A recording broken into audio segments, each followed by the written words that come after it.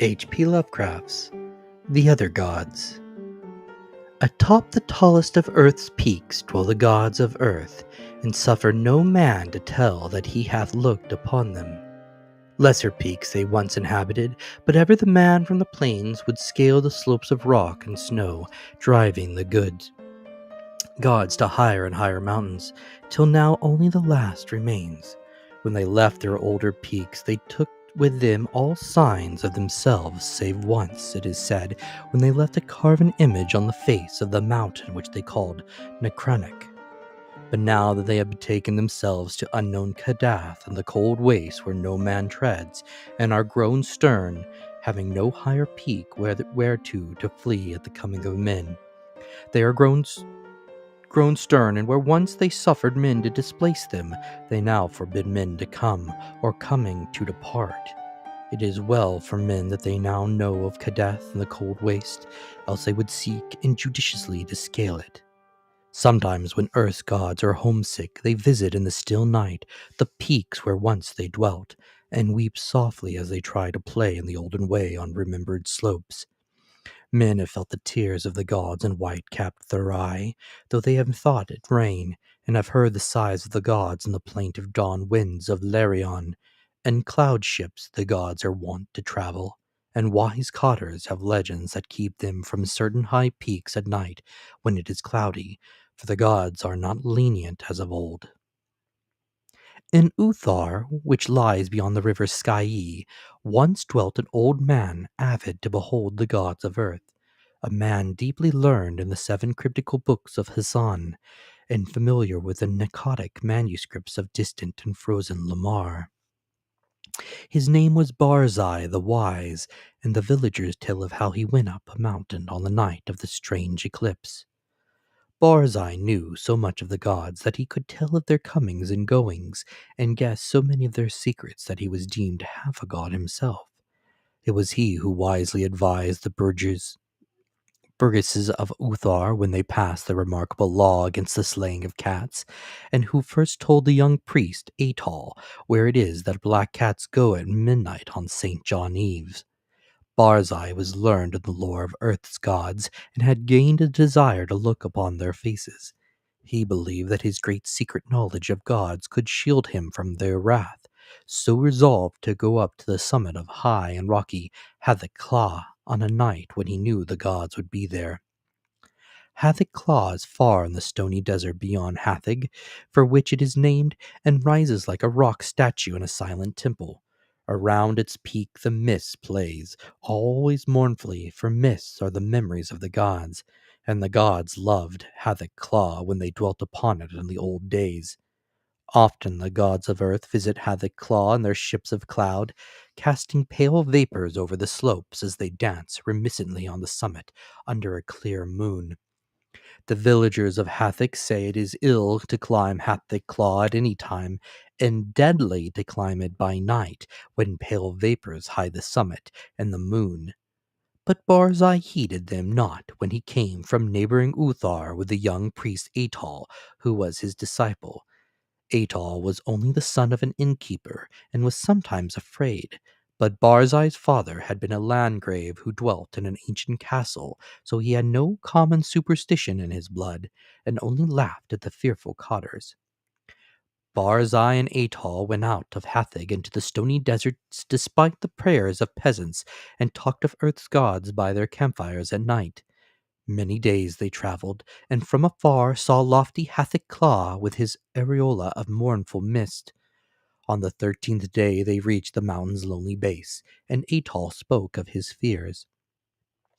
But Barzai was old and learned, and had no fears, so led the way boldly up the slope that no man had scaled since the time of Sansu, who is written of with fright in the mouldy Nekhotic manuscripts. The way was rocky and made perilous by chasms, cliffs, and falling stones. Later it grew cold and snowy, and Barzai and Atal often slipped and fell as they hewed and plodded upwards with staves and axes. Finally the air grew thin, and the sky changed color, and the climbers found it hard to breathe. But still they toiled up and up, marveling at the strangeness of the scene and thrilling at the thought of what would happen on the summit when the moon was out and the pale vapors spread around. For 3 days they climbed higher, higher, and higher towards the roof of the world. Then they camped to wait for the clouding of the moon. For 4 nights no clouds came, and the moon shone down, cold through the thin mournful mists around the silent pinnacle. Then on the 5th night, which was the night of the full moon, Barzai saw some dense clouds far to the north, and stayed up with Atal to watch them draw near. Thick and majestic they sailed, slowly and deliberately onward, ranging themselves round the peak high above the watchers, and hiding the moon and the summit from view. For a long hour the watchers gazed, whilst the vapors swirled and the screen of clouds grew thicker and more restless. Barzai was wise in the lore of Earth's gods, and listened hard for certain sounds. But Atal felt the chill of the vapors and the awe of the night, and feared much. And when Barzai began to climb higher and beckon eagerly, it was long before Atal would follow. So thick were the vapors that the way was hard, and though Atal followed on at last, he could scarce see the grey shape of Barzai on the dim slope above in the clouded moonlight. Barzai forged very far ahead, and seemed, despite his age, to climb more easily than Atal, fearing not the steepness that began to grow too great for any save a strong and dauntless man, nor pausing at wide black chasms that Atal scarce could leap. And so they went up wildly over rocks and gulfs, slipping and stumbling, and sometimes awed at the vastness and horrible silence of bleak ice pinnacles and mute granite steps. Very suddenly Barzai went out of Atal's sight, scaling a hideous cliff that seemed to bulge outward and block the path for any climber not inspired of Earth's gods. Atal was far below, and planning what he should do when he reached the place, when curiously he noticed that the light had grown strong, as if the cloudless peak and moonlit meeting place of the gods were very near. And as he scrambled on towards the bulging cliff and litten sky, he felt fears more shocking than he had known before. Then through the high mists he heard the voice of unseen Barzai shouting wildly in delight. "I've heard the gods! I've heard Earth's gods singing in revelry on Hatheg-Kla! The voice of Earth's gods are known to Barzai the prophet! The mists are thin, and the moon is bright, and I shall see the gods dancing wildly on Hatheg-Kla that they loved in youth. The wisdom of Barzai hath made him greater than Earth's gods, and against his will their spells and barriers are as naught. Barzai will behold the gods, the proud gods, the secret gods, the gods of earth who spurn the sight of men." Atal could not hear the voices Barzai heard, but he was now close to the bulging cliff and scanning it for footholds. Then he heard Barzai's voice grow shriller and louder. "The mists are very thin, and the moon casts shadows on the slope. The voice of Earth's gods are high and wild, and they fear the coming of Barzai the Wise, who is greater than they. The moon's light flickers as Earth's gods dance against it. I shall see the dancing forms of the god that leap and howl in the moonlight. The light is dimmer, and the gods are afraid." Whilst Barzai was shouting these things, Atal felt a spectral change in the air, as if the laws of earth were bowing to greater laws. For though the way was steeper than ever, the upward path was now grown fearsomely easy, and the bulging cliff proved scarce an obstacle when he reached it and slid perilously up its convex face. The light of the moon had strangely failed, and as Atal plunged upward through the mist, he heard Barzai the Wise shrieking in the shadows. "The moon is dark, and the gods dance in the night. There is terror in the sky, for upon the moon hath sunk an eclipse foretold in no books of men or of earth's gods.